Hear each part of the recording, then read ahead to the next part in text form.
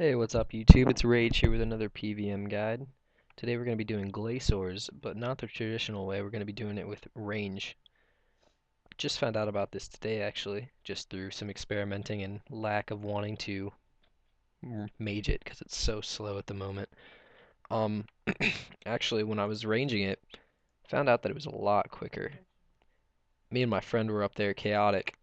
We were doing it and we were just astounded with how quick the kills were. So I'm just going to take you over a basic setup for it. Well, basic for me. You can, of course, substitute lower level gear and higher level gear. I'm just gonna put smack dab in the middle gear on right now. Got armadillo chestplate and armadillo chain skirt. Pernix cowl because it's cheap at the moment. It's only 45 mil. So I mean, if you can't afford it, then I guess that's just something you got to work towards. Glaven boots and a royal crossbow because, in my opinion, it's the best ranged weapon out there right now.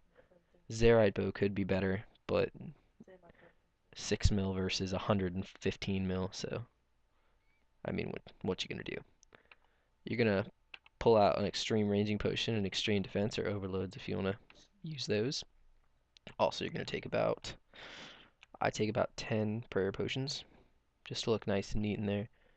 You actually, once you get good at it, probably could take all prayer potions and not even need food. That's just my personal, yeah, especially if you're using an Ellie like my friend does, but it's whatever. Okay, your ability bar is going to be set up just like mine.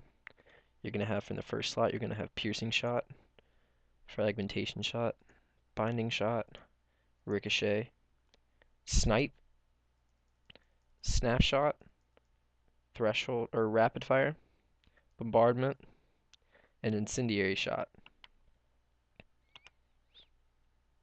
And of course, you can put the dreadnips on there like I have. I just ran out of them. So, okay, of course, you're going to use the fairy ring. I assume you know how to get there by now. You're going to use the fairy ring, teleport to DKQ.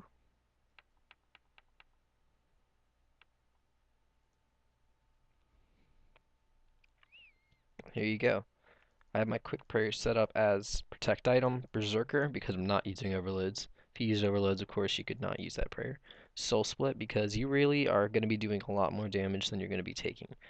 And anguish, of course. Alright, basic setup. There are a lot of different spots in here that you can use to kind of trick the glacors and hide behind things. I use center rock because it's the easiest and most out in the open. So what you're going to basically do is you're going to stand right here, one space to the right of it, turn on your quick prayers, and you're going to attack the glacor. Glacors use two different range style attacks. They're range and mage. If you can tell the little blue ball that it's shooting, when it shoots out its left hand, you can tell it's going to use mage. It's the blue ball, and when it shoots out its right hand, it's going to be using range. The ranged attack is typically a lot more accurate and more painful than the mage attack. So if you're going to miss a prayer, miss on the range. And that's of course only if you want to pray against it. I use Soul Split. As you can see, once you get it to half health, it becomes impervious to damage, and it spawns 3 minions. 2 of the minions will automatically jump on you and start attacking you, but one of them, the Enduring Glaciate, will kind of stay close to the dad. So you need to attack that and click on it and get that thing to come over to you. The thing about these minions is each one of them have a different ability that kind of coincides with it. And the trick is there's an order that you have to kill. You want to kill the Enduring, the Sapping, and then the Unstable. Because as each of the abilities, the one that you kill last gives the ability to the glacor. So the Enduring has the ability of the closer it is to the glacor, the more defense it has. So of course, if it gets to the bad or the dad, it's as close to itself as it can get, so it's going to have really high defense. You don't want that. The sapping you can deal with. It's just gonna, it's kind of like the little bird things from the fight cave. It's gonna drain your prayer. But finally, I save the unstable for last because as you can see the little bars going up, it's gonna blow itself up and do damage to itself. That's actually a really good method. The only bad thing is it heals itself, so You have to kind of combo it out, kind of, before it starts to heal. As you can see right there, instead of using an ultimate, I used my 3 thresholds. That's actually the smarter thing to do when it's up at higher health, because you're just trying to chip away before it explodes again.